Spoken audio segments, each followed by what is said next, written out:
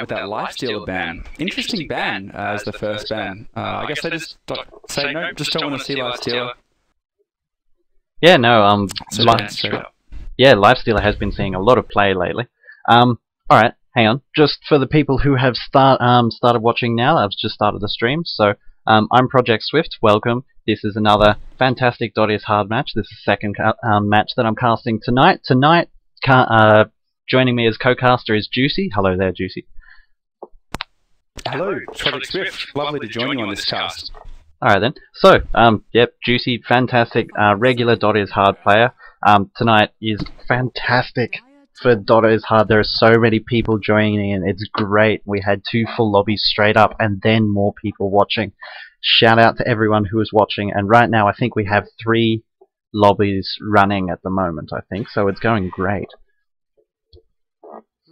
Yeah, that's good to see. We've got about 30 players in. Wow, that's quite a lot. I know, it's fantastic. This is definitely the best night that we've had so far. So, yeah, the first game, as you were saying previously, the first game that we had running was a massive war. So it was Team War against Team Unexpected. And, yeah, it was a little bit of a stomp. Team War took a fairly interesting strategy, and Team Unexpected didn't quite know how to deal with it. It was great. So, but this game... They didn't expect it. Yeah, they didn't expect it, of course.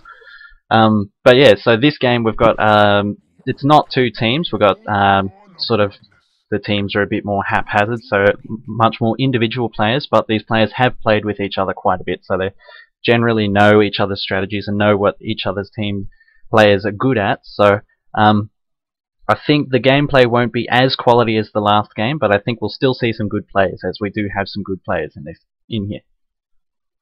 Yeah, we certainly do, and we can already see some specific picks coming out, and we know straight away that Undying is going to EJ. Yeah. I assume the Magnus will be going to bYzKIt, but we'll see. Yeah, see how that goes. And yeah, with EJ's draft pick at the moment, good massive anti-team fight. They've picked up the Undying and the Magnus straight in, 2 very strong heroes that can wade in, do all that damage, and throw off big spells and mess up those team fights massively. With the first pick of the Batrider on the Dire team, a very top tier pick these days, Batrider has massive early game, and with Batrider's ultimate and then the second pick of the Vengeful Spirit, looks like they're able to actually pick apart the team fight that the Radiant team are going for. So Batrider can jump in and Flaming Lasso, while Vengeful Spirit can swap somebody out, so they can really pull that team fight to pieces. Yes, you're absolutely right, and I can see, so just remind me by the way, it's Radiant on the bottom, isn't it, and Dire on the top? Yes, Radiant is on the bottom and Dire is on the top. Okay, so yes, Radiant's team, as you said, needs to be a lot more bunched up for their team fight, and you know, with the Vengeful and the Batrider pick, they want to be a lot more split up. Now, come on, this Alchemist pick, we haven't mentioned it, this is amazing. What are they going to do with this? I think they're probably going to run the Alchemist as like the really hard carry, sort of. They might see quick levels in that Goblin's Grivel's Greed now. Might be quick levels in that Grivel's Greed, and then really focusing on the last hitting, maybe with a level or 2 in the Unstable Concoction, because between the Vengeful Spirit and the Batrider, that is a really solid defensive tri-lane going there. And with Alchemist, with the Grivel's Greed, if Undying chooses to drop his Tombstone, the Alchemist can just sit there and farm the zombies as they pop up. Oh, absolutely, with that acid spray, of course. That's a fantastic strat. I've seen teams leave the teams turn up just so the Alchemist acid spray can sit there and farm just for the entire duration of the Tombstone. Yes. So, I think that was the idea behind the Alchemist pickup. Yeah, very specific pick, because he's one of those you know, carries that doesn't have that much getaway, he doesn't have much escape, and his stun is really not that great. I mean, I haven't found a great way to use it very effectively, because it's kind of one of those, you know, suicide abilities where you have to really hope it'll work, or you may just end up dying for no reason. Yeah, exactly. I mean, I guess the Vengeful Swap can be good for that. Yeah, if Alchemist runs in, tries to land his Unstable Concoction, and it stuffs up and it blows up on him, the Vengeful Spirit will be able to swap him to safety if it comes to that. So if we look at the bans that have coming out, Dire's trying to think of what good carries that would work with their lineup so far. So we see the Luna and the Sven ban. You know, both fantastic carries, both still quite current in the metagame. Yes, both very strong. Yeah, Yeah, that's right. And who do you think they're going to be trying to pick for their next a mid, or do you think Batrider will be going jungle or off lane? I think they could run Batrider in any of the lanes at the moment. They do have a very solid defensive tri-lane there between the Batrider, Vengeful Spirit, and Alchemist. But if they want, they can also run the Batrider in the mid lane or on the off lane, so that it makes their lineup very flexible at the moment. I think the Vengeful Spirit and the Alchemist are sort of tied to the top lane, so I think you can pick that it's going to be a defensive tri-lane. But who their other two heroes are going to be, I'm unsure. We'll have to wait and see. Yeah, the Radiant team, however, with their bans, they have picked banned out a really solid mid of the Night Stalker. Night Stalker would be able to run in and stuff up a few of their team fight abilities, especially with the use of the Batrider and the Vengeful Spirit pulling the team apart. So then the Night Stalker can run in and pick off one or two heroes. And then there's a respect ban of Disruptor. That is definitely a respect ban for Alchemy. Alchemy is a fantastic Disruptor player, so that is definitely what that was for. And I mean, look, if you've got Disruptor along with a hero like Vengeful Spirit, I mean, there's just heroes flying all around the team fight. You never know where anyone's going to be. I mean, we've already got a lot of AoE from the Batrider and from the Alchemist's Acid Spray, so it just makes that, positioning in team fight that much more important. And Pick up Shadow Fiend, so that's going to be their mid. Yep, I believe Shadow Fiend's going to be running mid. I can't see him being put in any of the other lanes. So I think that will be interesting. With the there is a bit of armor stacking going on. They've got Wave of Terror from the Vengeful Spirit, as well as Acid Spray and Presence of the Dark Lord. Those three heroes there do have very strong armor stacking abilities. So. And the other thing about Shadow Fiend is he's one of those amazing mids that you just have to pick a hero basically just to counter that Shadow Fiend. Because, I mean, you could send Magnus against him, but I don't really see Magnus winning a lane against a Shadow Fiend. And the same with Rubik. I mean, he can hold his own, but is he really going to win the lane? I don't think so. I think, yeah, it is very difficult to sort of win a lane against Shadow Fiend. I think if your opponent picks Shadow Fiend, that is just sort of... That's a big red signal going, alright, we have to gank this guy at least every 2 minutes, otherwise he's going to get farmed and then he's going to be difficult to deal with. Absolutely. We've got a final pick of Tidehunter, so might be running Tidehunter in the off lane, I think, with that lineup. It could be. It could also be the Batrider. To be honest, it's a bit of a toss-up between those two, really, isn't it? Because both of their level 6s are just amazing. Yeah, they're sort of both quite level-dependent heroes who want their level 6. I think with running the Vengeful Spirit, the Alchemist, and the Tidehunter in the safe lane, I think the Alchemist and the Tidehunter could get sort of tied up together as they're chasing a hero, being the two melees, with quite large model sizes. So I think they could get tied up. Both quite fat, aren't they? Yeah, so... But that's the only reasoning that I've got going for running the Tidehunter in the long lane, but we'll see how they decide to put it together. And we did get a pick of Bane. Oh, sorry, you're saying we have a pick of Bane. Yeah, we've got a pick of Bane. I missed that pick, but I think that pick of Bane is probably definitely to counter the Shadow Fiend. I think we'll be seeing Bane running solo mid against the Shadow Fiend. Yes, you could absolutely be right, and Bane is one of those underrated mids, and Shadow Fiend's a hero who he actually does do very well with, because Shadow Fiend wants to really get up in your face, especially when he's jumping on you, and Bane loves that, because all of his spells are quite low range, and do have a fair bit of a cast time on them. I don't think it's... Is that the right term? Cast time, yeah, that's the right time. Or cast animation. Yeah, the animation, yeah, cast animation, that's the one. So yeah, as the Shadow Fiend's walking up...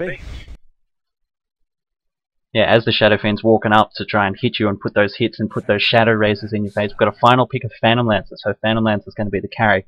Going to see some split pushes coming out from that. But I think one of the underrated skills from Bane... Sorry, what was that? Oh, sorry, I was just saying this is going to be a farm fest, I think. Both teams will just be sitting back and farming for a while. It is. We've got the Alchemist and the Shadow Fiend on the Dire team with the Phantom Lancer on the Radiant team, so both of those three heroes will be looking for some serious farm under their belt.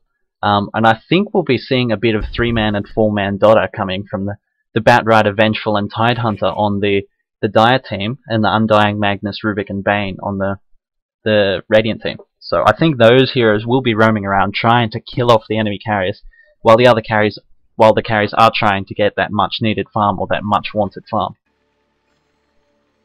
Why don't you go ahead and introduce the Radiant, and I'll go for the Dire team afterwards. I will do that.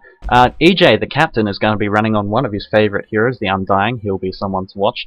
Barmy is going to be picking up the Magnus. The Bobby Swagger is going to be taking the Rubik. Deadline will be playing the carry on the Cancer Lancer, and MVR will be taking the Bane. Yep, and we've got on the Dire team, we've got bYzKIt playing the carry Alchemist. Looks like he'll be going top. Batrider, Robo the Yobo, being played by Robo the Yobo. We've got the Shadow Fiend being played by Mr. Flop in mid. The Vengeful Spirit by L. Cool Leech, I believe it is, on the top lane as well. Seems right to me. Alchemy picking up the Tide Hunter. Alright, so got these teams running. We've got 3 running top, so it's going to be an aggressive tri-lane with the Undying, the Bane, and the Rubik, it seems, on the Radiant team. Probably means the... No, what? Magnus is going bottom lane. There's lots of pings. I think there might be a little bit of confusion. Yes, unsure where Phantom Lancer is going. Yeah, I'm not sure he's so sure either at this point. Yes, I think so. Yep, that's probably a strategy pause. I think one strategic pause. It may be. Or technical issues. Could be the Phantom Lancer's having a couple of issues. Could have a shot bug. So it looks like we have got the Batrider soloing the offlane, and I gotta say, I really love this role for Batrider. I was saying in my previous game, I've seen Batrider play a very effective jungle. Invictus Gaming's Tron played an amazing jungle Batrider in the International too. And you can get a blink as well as level 7 up in about 9 minutes, which is pretty amazing for a jungle hero. Okay. So we'll see how he goes in the bottom lane. Hopefully get that level 6 quickly, pick up his blink dagger, and start roaming around, picking people off. I am... Just one moment quickly. I think I am getting a fair bit of feedback. I'm just watching the thing come up. I might turn my open mic off and be casting with push to talk. I think I might be casting with push to talk because I am getting a little bit of fair bit of feedback. Yep, no problem, whatever works. Wonder if we'll have tri-lane versus tri-lane here and Magnus soloing the safe lane. No, it can't be, because Phantom Lancer needs to go safe lane. Yeah, I think the Magnus could be running mid, possibly, up against the... Oh, going straight up. Oh, just misses the pickup on the Vengeful Spirit there. Bit of a shame, bit of a shame. The Tide Hunter comes in, puts a, lands a hit, and lands a stun on the Bane. Bane's in a dangerous way, though, but he's not movement seeds, comes back up from the Tide Hunter and runs away to safety. And uses that salve right off the bat. Ah, there we are. So Phantom Lancer is going top lane, so he'll be involved in the aggressive tri-lane. And then the Bane is going to go mid. Good call.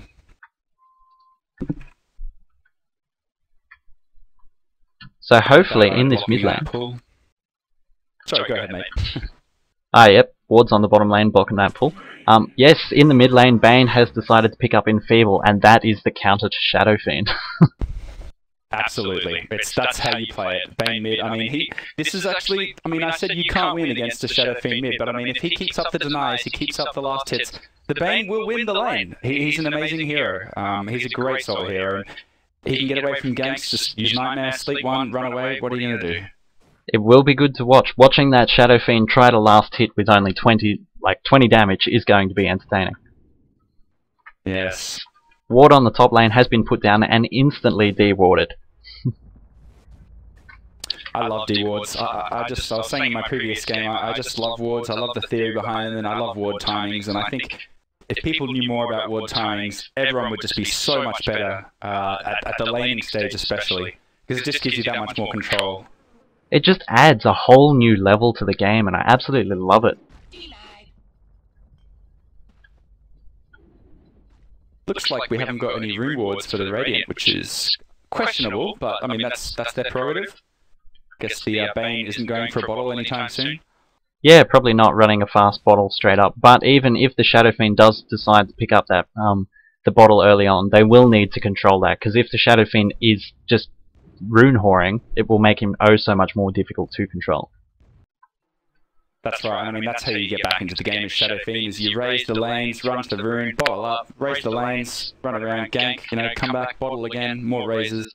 And you can farm, I mean if you've got a good mana pool with your bottle, you can just farm so fast as Shadow Fiend, you can go into the jungle and take stacks and just really catch up if you have a tough time early on in the lane. Yeah, it just makes it so much easier for him to farm, and I think that is how you get the really high gold per minutes on him, is if one of your supports is stacking the jungle camps, and then you just wander into the jungle, goes raise, and pick up all that extra gold.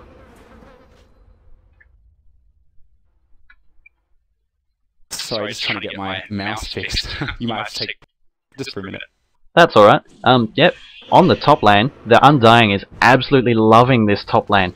I think that is where Undying thrives against the tri-lane, so he's just taking it hand for hand. He throws Decay down and gets 3 stacks of Decay in one cast. It's great. Wow, look at those Decay stacks. I think there should be like laws against having 1,000 health at level 1.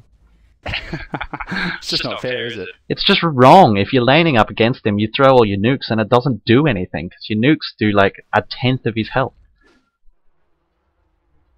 I would like to see the Vend or the Tide dewarding this pool.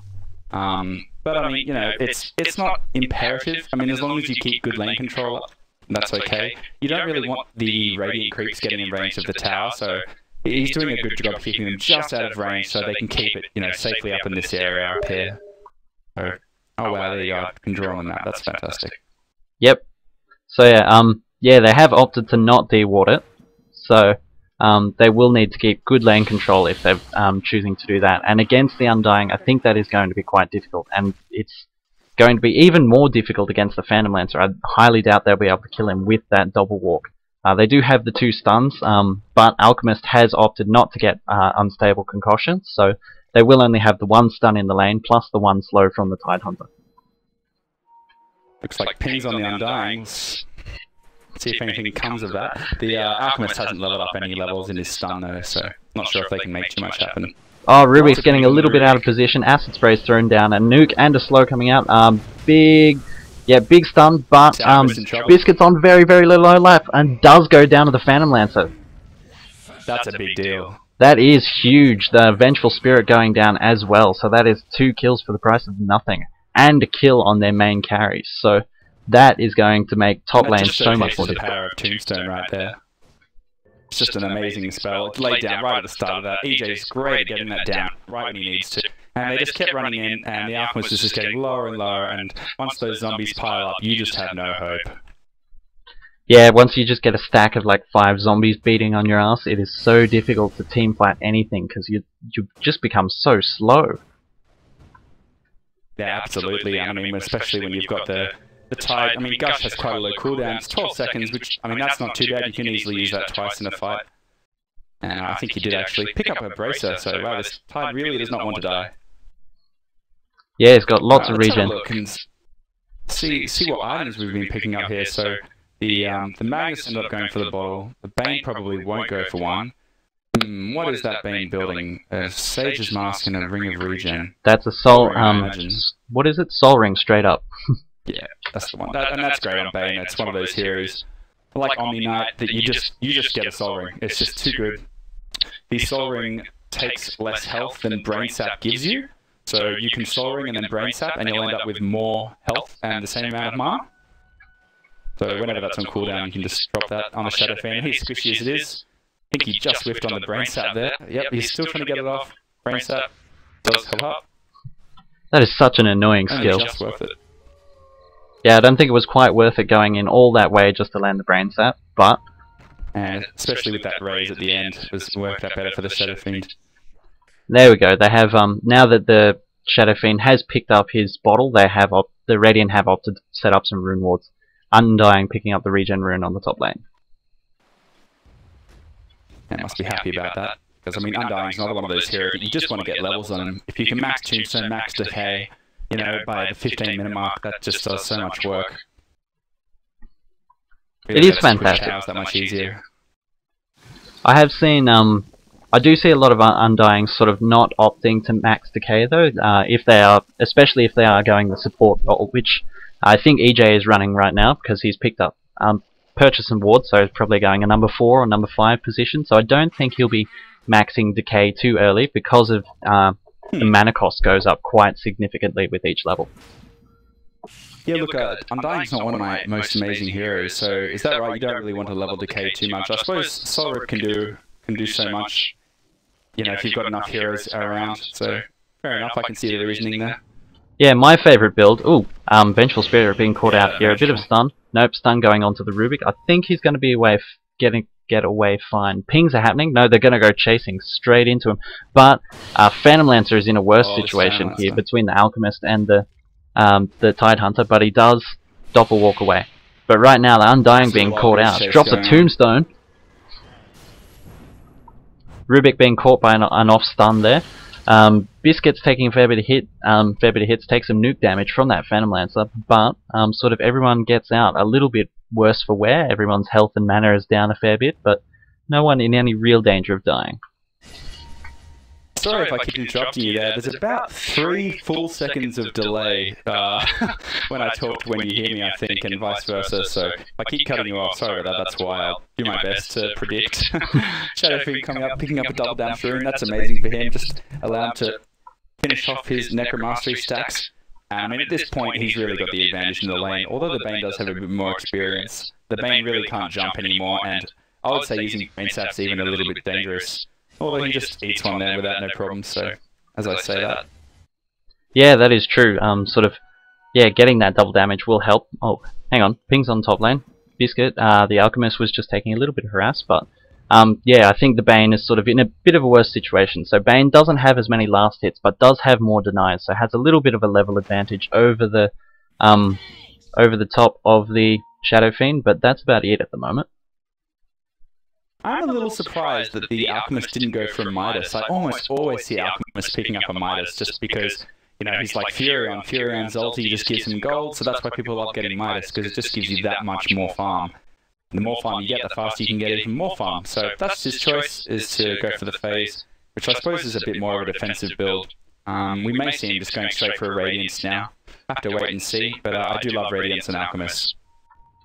It is fantastic, and it goes so well with that acid spray. It just makes teamfights a really dangerous place to be when you're standing around an Alchemist. And I think they have opted for the... I think Alchemist did opt for the phase boots because they didn't get that fantastic start that they were looking for. Sort of, the Radiant team did end up winning this tri-lane, I think. Although Alchemist has got a lot of last hits compared to the Phantom Lancer. I just noticed that. He's got 30 last hits over the top of the Phantom Lancer. So, wow, I hadn't even looked at that Phantom Lancer's last hits. Yeah, he's really suffering there. Really needs to find a way to get some farm, because wow, the DotA team is absolutely dominating in the gold department. Already over 1,500 gold ahead and over 1,000 XP, and we're only 10 minutes into the game. Looks like Undying is running in. Probably going to end up dying here without doing a whole lot. Does get his tombstone down first. Vengeful Spirit, fantastic drop with the Venge by the Rubik. Mr. Flop comes in, drops his ult. He doesn't hit anyone except for just catching the edge of the PL. Bane ultimate comes out in the Alchemist. Looks like he will end up going down. Phantom Lance is going to get out. Just a tiny bit of health, and the Rubik ends up going down. Alchemist escapes on 50 HP. So at the end of all that, we only had 2 supports going down with the Venge and the Rubik. And I think this Bane is going to be able to snake out of here. But while you're saying that, Shadow Fiend is continuing the fight on the Undying here. He's chasing him very close to the tower. Undying sneaks away on 6 life. Yeah, wow. And then Bane is going head to head with the Shadow Fiend. So Bane's copped a fair bit of damage, does put the damage reduction onto the Shadow Fiend. Died to the range creep. Oh really? Oh, I missed it. Yeah, that one range creep. Oh, that's what you get for walking around on 7 life. So with that, the Shadow Fiend's going to start working towards his BKB. Is he going to do more bottle crowing? He's already bottle crowed twice, which is great. I mean, like I said, that just lets you get the erasers off that much easier and get that much more farm up. You know, you can go to a Desolator, or obviously as he is going for his BKB. Probably running home now and then teleporting back in mid. Alright, do you want to talk about some, maybe we'll talk about some item progression. Is that a Necro book coming up for the Bane? Yep, that's what it's looking like there. Has picked up Staff of Wizardry and a Belt of Strength. Sorry. God, my casting is off tonight. I've just can't talk to me interrupting every second sentence of yours. Ah, that's all right. We'll get it worked by the end of the game, I'm sure.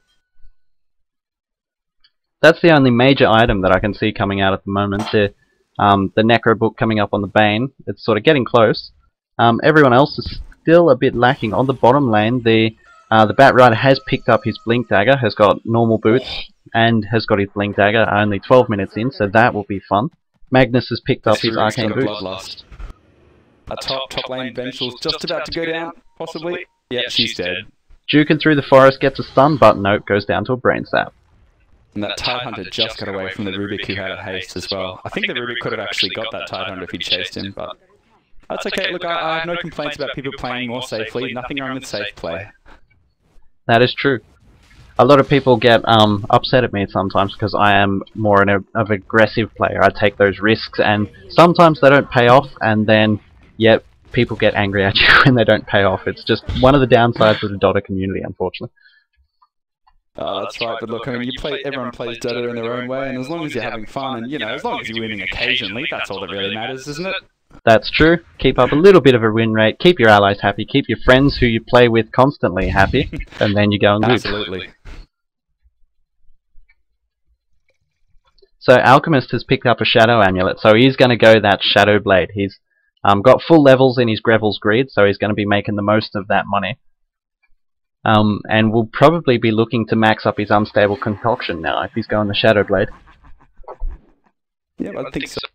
And I'd probably expect them to just, now that, especially as that top tower is down, they'll probably just leave that Alchemist to just sit there and, you know, farm as he wishes now, especially with that Shadow Amulet, as well as the Lothar's about 1,000 gold away. He should be relatively safe in a few minutes' time. So we've got some rotation coming in towards the mid. Looks like they want to try to get a kill in this Bane, which would be quite beneficial because he is level 9. Pretty sure that Gush hit it. No, didn't hit it. He did hit the Bane. Bane sleeps himself and survives the raise, but does end up going down. Looks like the Tide will die as well to the Undying. And the Vengeful is really out of the woods back here. Vengeful is standing behind the tower. Rubik wants him. Rubik wants action. Also the Phantom Lancer. Phantom Lancer was jumping in under the tower as well. Oh indeed, that Phantom Lancer nearly going down. Rubik does end up dying to the Vengeful Spirit. Killed the Rubik. And Phantom Lancer is sneaking away on 30 life, so very low. But Dire team do come out way on top there. That's 2 for nil, I believe.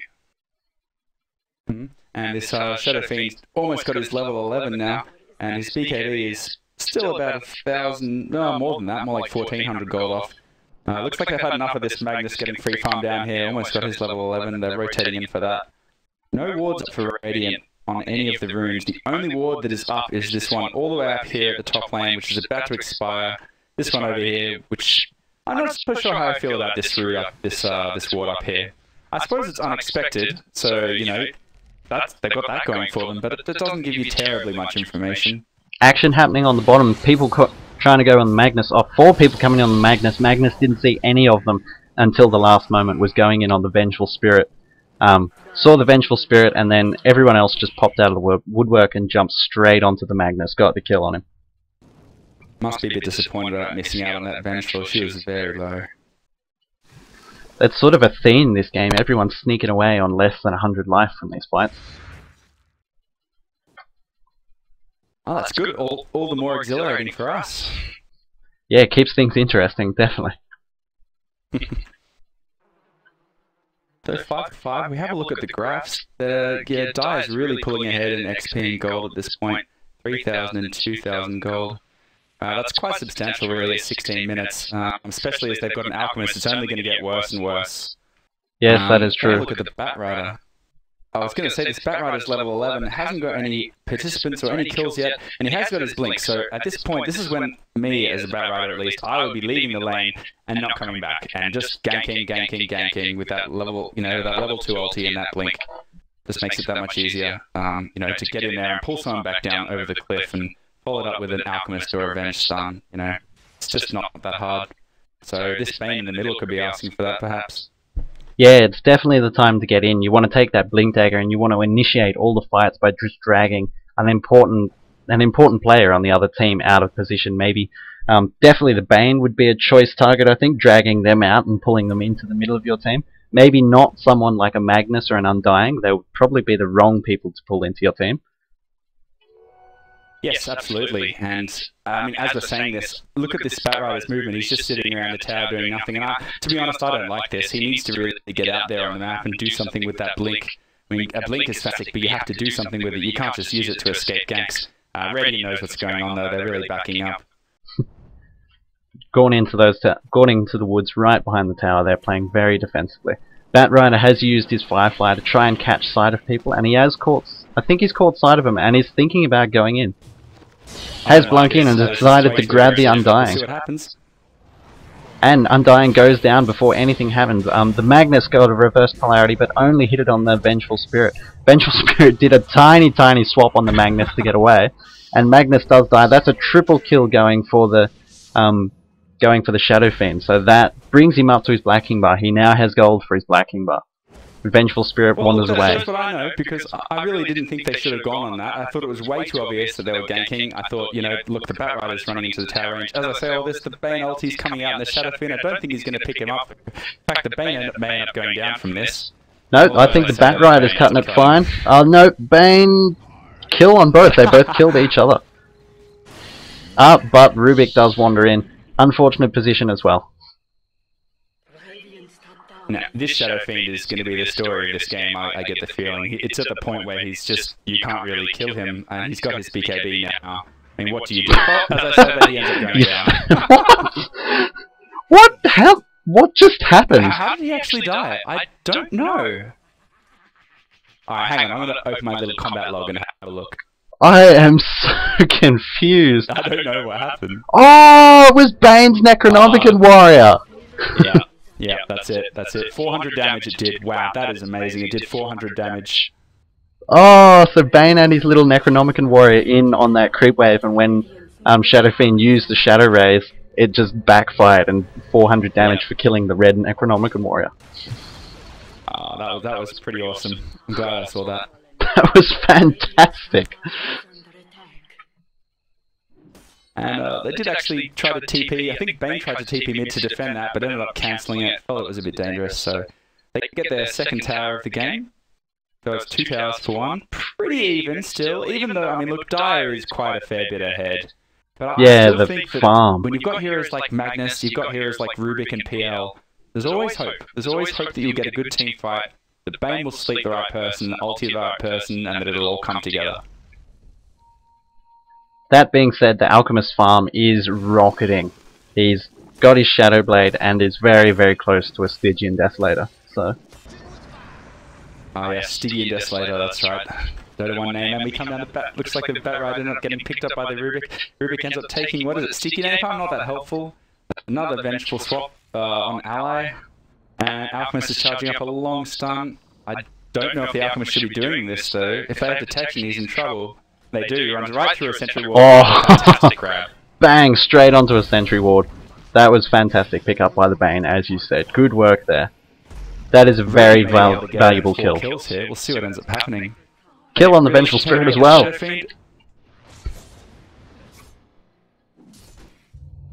BKB, here comes the big ulti. Oh! And there's the power of BKB. I mean, just absolutely cleaning up in this fight. He does end up going down. Almost gets that Fan Lancer. Just lives on 40 HP. Looks like Batrider is going to get the Undying. That's great. Is he going to get the Bane as well? That is a triple kill, and I think he's going to run away now that his Firefly is turned off. But Bane slept him, and he's looking for this kill. Brain Sap comes off, and there we go. Like we had a DC there.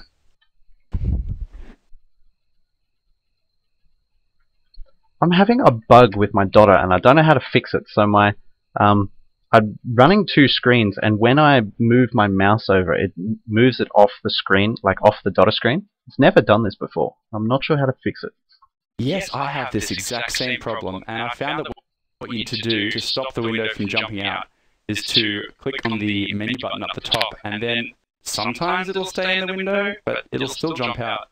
As I say that, actually, that doesn't work anymore. I don't think it's just you. Okay. Alright. Well, must be something for this game. I don't know what's going on. Because you run in window mode as well, I imagine, for recording purposes, so quite annoying. Normally I don't. Just run it on like the normal DotA, but so normally the mouse just stays in, but it's going outside the window and it's making sort of moving the mouse around and keeping track of fights quite difficult actually. Yes, absolutely. I had the same problem in the last game, actually. I'm trying to use that middle click mouse a bit more.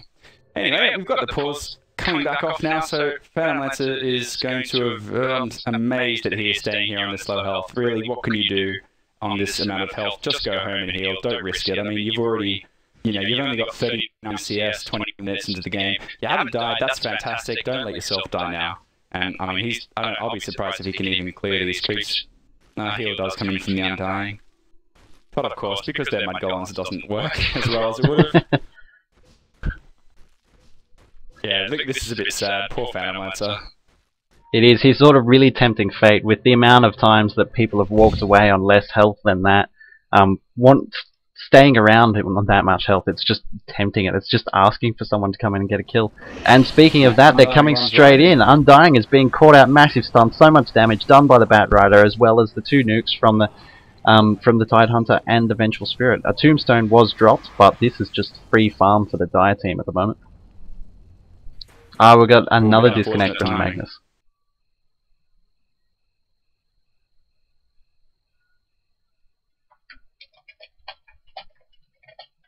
I wonder if this Bane is going to grab that Batrider. He really could, because the Ravage isn't there, and the Tidehunter's are already so low, but we'll see. I hate when pauses happen when it's situations like this, because everyone can sit there, everyone checks each other's items, checks exactly how much mana everyone else has, and just can make much more predictions than they would be able to otherwise. So it's a little unfortunate, but these things happen. I mean, in pro games I've seen pauses happen in the middle of team fights, and it changes the course of the game, but something you have to deal with, I suppose. So I guess we'll be going back in a moment.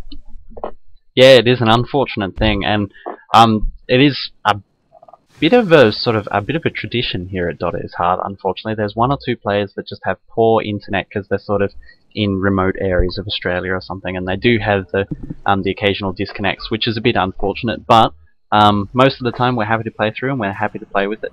And as you're saying, the Bane does grab the Batrider, but is pushed out of position, stunned by the Vengeful Spirit. Batrider does go down. Vengeful Spirit swaps out, but the zombies just chase him down. Ooh, don't like that Ravage. Don't like that Ravage, and the Rubik takes the Ravage. Oh, very late Ravage takes it, and so, yep, that will be a brutal surprise. Very unfortunate. That's going to be a brutal surprise. That was great for Radiant, because, I mean, they were behind, they needed those kills, but, I mean, that was quite sloppy from Dire. That was quite avoidable, I think. They really should have just left. Maybe just let the Batrider die and get out of there, and hold on to the Ravage for next time. I mean, when you're against the Rubik and you're playing a hero like, like Tidehunter, or even if you're playing a hero like Magnus, you just need to be aware of where that Rubik is, and you have to hit him with the Ravage, and you have to use your Anchor Smash afterwards, because if he gets the Ravage, it just gives them so many options. I mean, they've got Ravage into reverse polarity. I mean, that's a show-stopping combo. And I think it is going to be a very unpleasant surprise for the Dire the next time they go into a fight, when Rubik walks in and goes, "Oh, Ravage!" Didn't see that coming. Hopefully the Tide actually did see that was stolen, so he can tell his team. Because if they weren't aware of the fact that he had that Ravage, that's going to be disgustingly ugly. Yep, I think they're going to wander in. I think that is going to happen, I'm not sure. The stun from the Alchemist, he's using his Lothars coming on the Rubik. Looks like this Rubik has no hope. Is he going to pop his Ravage? Well, there you go. There's the Ravage for the next fight. Managed to clear it off before they were able to use it.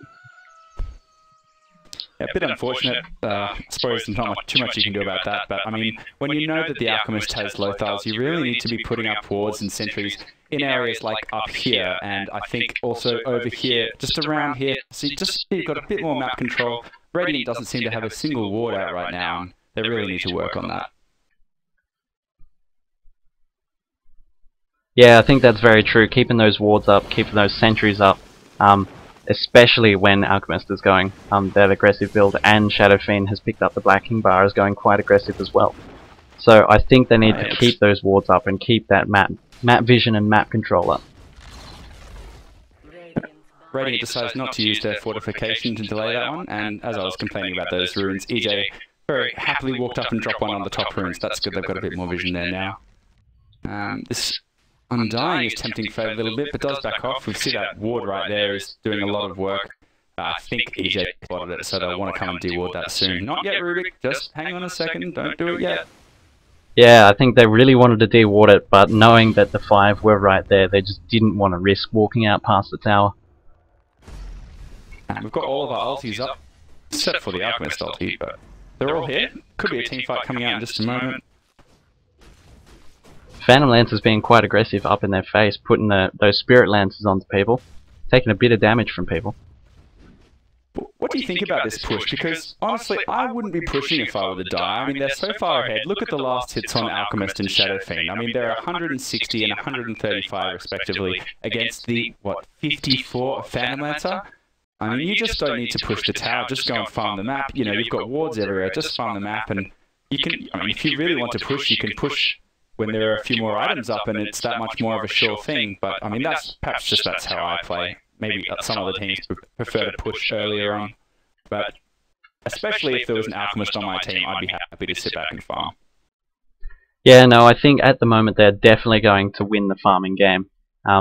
They're just so far ahead of the Phantom Lancer. Phantom Lancer is so behind on last hits. Doesn't even, sort of 25 minutes in, doesn't have his Diffusal Blade up yet. So, although once he does get a Diffusal Blade, it is going to make life hell for heroes like the Shadow Fiend. When he walks in, pops his Black King Bar, and punches in that Requiem of Souls, the illusions with the Diffusal Blade is still going to do a lot of damage and possibly take all his mana. Now, the other thing I'd be interested to know, if there are any cluey spectators out there who could possibly tell me, the Diffusal Blade. Now, Purge removes positive buffs. Now, is Alchemist's ulti a buff, or is it Metamorphosis? Because I know that Diffusal Blade does not remove Metamorphosis, but it does remove positive buffs. I just wonder whether it would remove his ultimate or not, because that would be a big deal.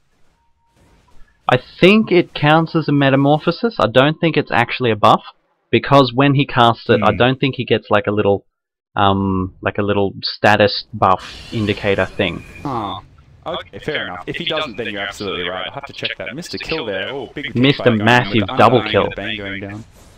Big reverse polarity on 3 heroes, but there's not really anything to follow it up. Phantom Lance is doing a little bit of damage, but basically they just gave a team wipe. That reverse polarity staying there, doing that bit of extra damage, just gave a team wipe to the Dire team. So now they can happily push as much as they want, and they don't have any opposition in the way. And I get the feeling that that was really the beginning of the end for the Radiant team, losing that fight and having all 5 of your heroes go down when you've got these Shadow Fiends standing there soaking up all the XP and all the gold. I mean, he's got his Manta style up, he's got a BKB, he's just so fat, and it's not even half an hour into the game. I honestly don't know what Radiant can do to come back from this. Yeah, I think Radiant will be very hard pressed to come back. I mean, the kills are fairly reasonably even, 15 to 20, a little bit of an advantage in the Dire's team, but just the farm on the Dire's team, the Alchemist and the Shadow Fiend, have just got so much last hit, so much farm compared to anyone else. Yeah, that's right. And I mean, while we have had the supports doing quite a good job, the Bane has been playing quite well, I've got to say. That Necronomicon pick was a great choice. And obviously we saw it get a kill on bottom lane, although that was a bit of a mistake by the Shadow Fiend, but these things happen. As well as, you know, the Undying's been there. And, you know, that first blood, that double kill first blood that they got on the top lane, that was great. That was what they needed to keep doing, you know, keep the team fights contained, keep the Nightmares up, and the, you know, the Tombstones up, and the Rubik needs to be getting, you know, be using that Ravage, not just steal it, but try to find a chance to use it. But they haven't really quite found the opening they needed. They really needed a good RP, and they just haven't found it. Just while that was happening, I just had a quick... Oh, fight's happening on the bottom lane. Bane is taking so much damage from that Shadow Fiend. Has dropped the little Necronomicon warriors. Batrider did pick up the Undying, but in response, Rubik picked up the Batrider, and Batrider ends up going down. And Vengeful Spirit is in a bad way, getting pounded on by everyone with ult. Yeah, that's great for them. I mean, they got 2 kills and didn't lose a single one, so I mean, that's what you've got to do. Just keep that up. Just do that about 5 more times and you'll be back on track. I think that's it. It was a fantastic defense from the Radiant there. Good work. And I was just having a quick look before. The XP and the gold have ticked to over 15,000 in the Dire's favour. Yes. So Wow. Bit ugly, bit ugly. I mean, look at this Alchemist. He's got Dezo, he's got Assault Cuirass, he's got, obviously, he's had that Shadow Blade for a while. I mean, I'd really be looking for a BKB next, just due to the sheer amount of disable that the Radiant has, and once he picks up an item like that, I just don't see them killing him at all, even with all 5 of them. The regen he gets from that ulti is quite massive. Now look, it actually does show up as a buff, but I don't know if it's a buff or if it is Metamorphosis. It could be. It could be. I should really look that up. That'd be good to know. Yeah, it does seem something good to know. I don't picture Diffusal Blade being able to get rid of Chemical Rage, but I've been wrong. Phantom Lancer almost donates his life there to the Alchemist. Not sure what he was thinking there, but had to go with the Diffusal Blade. But I mean, that Desolator just rips through him. Completely underestimated the amount of damage that Alchemist can do right now. Honestly, I want to see someone on the DotA team pick up a Medallion of Courage. They've got so much armor stacking. Just get it. You've got a Desolator, you've got Vengeful Spirit, you've got Shadow Fiend, you've got an Assault Cuirass and an Alchemist. Just get the Medallion of Courage. Just do it. Yeah, that's right. I mean, it gives you a little bit of mana regen as well. Great early on, and I mean, it's fantastic against Roshan as well, if you want to get an early Roshan kill. I love Medallion of Courage. As you say, in this particular instance, just because they have already got so much minus armor. I mean, even the Anchor Smash is more minus armor there, so... Oh yeah, the Gush from the Tidehunter, I completely forgot about that as well. Yeah, just even more minus armor. And yeah, they're just in turtle mode. What can you do? Yeah, there's not so much that you can go do past this, I think. I think that if the Dire went to Roshan right now, they could probably 2-hit him with the amount of minus armor that they have. You're probably right. They could probably do it before the Radiant got there to even think about contesting it. Yeah, probably knock him off before the Radiant even realised they were off the map. Radiant actually has this ward up here on the high ground, so they should be able to see that the Alchemist is by himself there, and yet they're all going down. Now let's see if they can make this happen. If they can kill this Alchemist, that'll be fantastic. They know what's going on though. The Dire has a ward up on the high ground as well. Yep, they can see that ward there, and they do want to de-ward it, and right now Phantom Lancer is in a really dangerous situation. Bat Rider 4-staffed him, but they picked up the wrong one. Shot an illusion. They weren't able to disable him before he got his doppel walk off. And Radiant's about to get wiped, I think. Vengeful Spirit does go down though, gets pick up. Rubik has died. That's a Ravage coming in from the Tidehunter with a Flaming Lasso on top of the Magnus and a double kill to the Magnus there. Oh my goodness. That was a turnaround. What an amazing fight from the Radiant. That Tombstone again doing a lot of work, and the RP got at least 3, I think. And those Necrobooks as well were doing a lot of damage. You can't underestimate how much that Necronomicon Warrior does. 75 per hit, and it does burn as well, and it does 600 damage when you kill it. As well as obviously the true side against the Lothars. I can't believe the defense that the Radiant are pulling off right now. The Dire have just... their advantage is giant, and yet every time they go to push, the Radiant are basically able to team wipe them. This being said, Alchemist is coming straight in on top of the Bane, and the Phantom Lancer picks up the Bane straight away. Yeah, and I think they may be able to continue pushing in after that, although, I mean, the Tide's still making his way down, but, I mean, even with the 4 of them there, without the Bane's so much of their fight with the Nightmare and the Fiend's Grip, as well as the Enfeeble on heroes like Shadow Fiend and Alchemist. You just need it, and looks like they're going to get the Strax. He has brought back, though. Swap the Undying straight in, drops a Tombstone. Tombstone dies almost immediately to all that minus armor. Vengeful Spirit is very low, does go down to the Rubik Zap. And Bane brought back, comes back into the fight, sleeps the Alchemist, but gets dragged away by the Bat Rider. And does end up dying. Alchemist, there you go. Alchemist had a Diffusal Blade on him, and it didn't cancel his ultimate. In the middle of that, Shadow Fiend just explodes everyone's faces. Yes, and the Radiant lost a lot of gold from that. They all ended up dying. Bane died, brought back, died again, so he's completely poor now. I think he had about 1,600 gold before all of that fight, so bit unfortunate. Looks like Daedalus is around the corner for the Shadow Fiend, so that'll be his next pickup. Alchemist, what is he going for next? I'm gonna say Heart. Probably Heart. Radiant's bottom tower is under attack. At a guess with that amount of money? Could be going for the Radiance, might save up for the Radiance. It is a little bit late, but it is still a fantastic item on him. But if you saw in that last fight, the Alchemist did have his ultimate on, and he did have the Diffusal Blade cast on him, and it didn't cancel his ultimate. Magnus trying to do a little bit of a charge back there, skewer with the Batrider. Does skewer actually collect a flying Batrider? I'm not so sure it does. Yes, it does. It does, okay, there you go. But I don't know if Batrider drags a flame path where he's going. I think he would, because it's a passive once you've enabled it, so I'm not so sure though. Yeah, I don't know, does Force Staff, so if Batrider is using Firefly and he uses a Force Staff, does that create a flame trail where he goes? Because I know that if you blink, it doesn't create a flame trail. Yeah, no, you're right, it doesn't. Probably because it's too fast, it's probably the flame only ticks twice a second or something like that.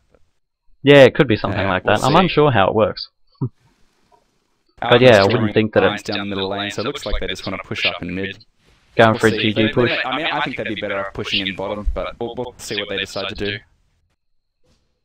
They could push in and then maybe go in from the mid lane. Oh no, they've rotated bottom, they've decided to try and take down this barracks. Now see, this is when I would love for all of Radiant just to smoke and rush this Alchemist. They would need to use that before. I mean, it's too late now. They needed to do it early, but anyway, Wilson defend. Massive RP, hits on 2 heroes, gets the skewer, runs forward. Is he going to push them back? High Ravage comes out for the reinitiate, and a fantastic BKB ulti by Mr. Flop. Gets 2 kills straight off the bat. Getting Fiend Script, looks like he will go down, and the Bane will go down in just a moment as well. Everyone dying, left and right, everyone's so low. The Phantom Lancer just survives, so again Radiant comes out and somehow defends, but meanwhile the Alchemist just completely wipes out their top lane. That was a really interesting fight to watch, both sides. I still don't know how the Radiant are doing it. The Dire just have such a massive advantage, and Radiant are just managing to pull off these team fights so well. Even with that Ravage, that was a perfect Ravage straight into a perfect ultimate from the Shadow Fiend. And the Radiant still managed to come out and kill 4 of them. Like you said, I'm not so sure how. I mean, I guess they didn't have their Alchemist, but that Ravage and that Shadow Fiend ultimate couldn't have been better. You couldn't ask for a better combo. I mean, they did lose their top racks, and I mean, I still want to say that the Dire benefited, even though they lost 4 heroes, because I mean, trading a team fight for 1 lane of racks, I'll take that trade 9 days out of 10, you know. It was definitely a fantastic trade. Dire definitely came out on top there, but it was just impressive. I think that team fight was still so impressive from the Radiant team. Yeah, they've certainly got a lot of staying power. That's good. I like to see that. Defend till the very last building is down. So, I mean, they've got to contend with 2 lanes now. At this point, it's very easy for Dire. They just casually farm the map. Eventually, they can wander down bottom and just push in, and there's really not a whole lot that Radiant can do.